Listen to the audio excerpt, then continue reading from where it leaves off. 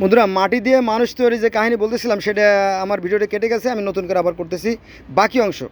মানে 1 নম্বরে আছে গিলগামেশের মহাকাব্য, 2 নম্বরে মিশরীয় ধর্ম, 3 নম্বরে গ্রিক ধর্ম, 4 নম্বরে রোমান ধর্ম, 5 নম্বরে সনাতন ধর্মে আমরা পাইলাম যে মাটি দিয়ে মানুষ তৈরির নির্দেশ সৃষ্টিকর্তা দিয়েছিল। এবং আমাদের ইসলাম ধর্মেও মাটি দিয়ে মানুষ তৈরির নির্দেশ আছে, যে সৃষ্টিকর্তা মাটি দিয়ে মানুষ তৈরি করতে বলছিলেন ফেরেশতাদেরকে। আর এই একই কথা আছে আপনার পার্সিয়ান ধর্ম, তারপরে আপনার ইসে আফ্রিকার ফান ধর্ম, রাস্টাফারাজিয়াম ধর্ম।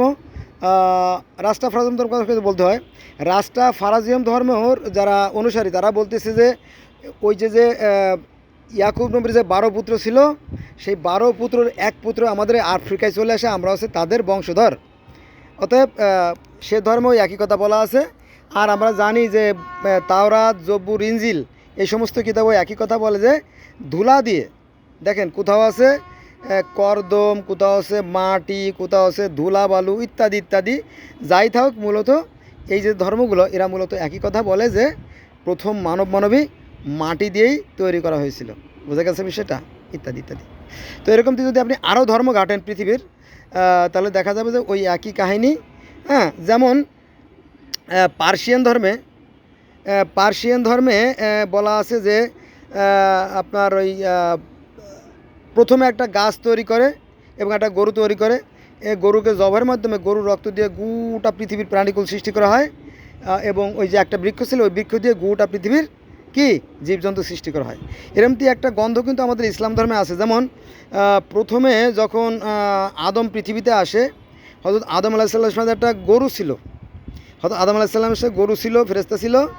আর আদমের এক হাতে ছিল এক মুষ্টি গম, আর এক হাতে ছিল কিছু স্বর্গীয় পাতা। এই পাতা ছড়াই দেওয়ার ফলে পৃথিবীতে বিভিন্ন ধরনের বৃক্ষের মানে সূচনা হয়েছে, এরকমটি বর্ণনা পাওয়া যায় হাদিস থেকে। বোঝা গেছে? তো এই হলো বিষয়। তো আপনারা যদি দেখেন, আপনারা যদি কম্পেয়ার করেন, কম্পেয়ার মিন তুলনা করা, আপনারা যদি একটা ধর্মের সাথে একটা মিলিয়ে দেখেন, তাহলে দেখবেন যে এর যে মৌলিক যে ভিত্তিগুলো বা মূল যে ফাউন্ডেশনগুলো তা মূলত এক এবং অভিন্ন। আর যদি আপনি তা দেখতেন, তাহলে আপনার ভিতরে যে মানে অন্য ধর্মের প্রতি আপনার যে ঘৃণা বিদ্বেষ এগুলো মূলত থাকতো না।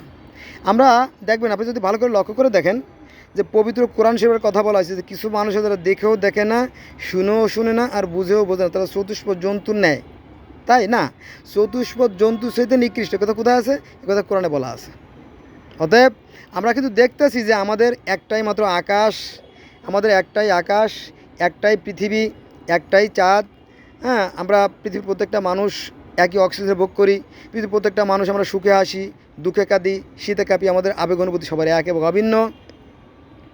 কোনো পার্থক্য নাই। তো বিজ্ঞানীরা বলতেছে এই যে বিশ্ব ব্রহ্মাণ্ড সুশৃঙ্খল এবং সুনিয়ন্ত্রিতভাবে চলতেছে, নিঃসন্দেহের পিছনে শক্তি আছে, সেই শক্তিকে বিভিন্ন মানুষ বিভিন্নভাবে ডাকে। এরমতে আরও অনেক কাহিনী আছে, যেমন ডগন ধর্ম, তারপরে ফান ধর্ম, তারপরে আপনার কনফুসিয়াস ধর্ম, তারপরে সৈনিক ধর্ম, তারপরে তাও ধর্ম, সিন্ত ধর্ম, বাহাই ধর্ম, আরও এরমটি শত শত হাজার হাজার ধর্ম আছে। ধর্মের সংখ্যা আমরা পাই কত? 4300। বোঝা গেছে? তো আসলে আমরা একই স্রষ্টার সৃষ্টি, একই আদমের সন্তান। চলুন আসুন আমরা এসব নিয়ে ভেদাভেদ না করি। হ্যাঁ, আমরা সৎ কাজ করি। কারণ পবিত্র কোরআন শরীফের আপনি সূরা আল বাকারার 62 নম্বরে দেখবেন যে জান্নাতে যার কন্ডিশন আছে কি? দুটো, একটা আছে বিশ্বাস আর সৎকর্ম। আর এই যে ধর্ম 4300 ধর্ম, এগুলো মূলত বিশ্বাস থেকে সৃষ্টি। হ্যাঁ, এই ক্ষুদ্র জ্ঞান দ্বারা সেই অসীম সৃষ্টিকর্তাকে উপলব্ধি করা মানুষের পক্ষে কখনোই সম্ভব হবে না। আজান দিছে, সবাইকে ধন্যবাদ, সবাই ভালো থাকবেন, আল্লাহ হাফেজ।